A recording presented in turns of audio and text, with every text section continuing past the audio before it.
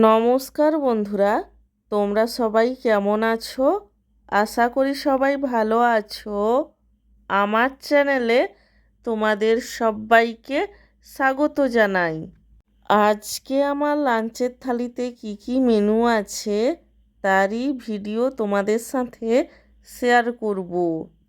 আজকে আমার লাঞ্চের থালিতে রয়েছে সাদা ভাত, তার সঙ্গে রয়েছে লবণ, আলু সেদ্ধ মাখা, আলু সেদ্ধটাকে ভাজা পেঁয়াজ, ভাজা শুকনো লঙ্কা, সর্ষের তেল আর নুন দিয়ে মাখানো হয়েছিল।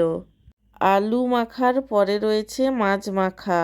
ভাজা মাছটাকে কাঁচা পেঁয়াজ, কাঁচা লঙ্কা, সর্ষের তেল দিয়ে মাখানো হয়েছিল। সব শেষে রয়েছে একটা আলুর চপ। আমার আজকের এই লাঞ্চের থালির ভিডিওটি তোমাদের কেমন লাগলো সেটা কমেন্ট করে জানিও।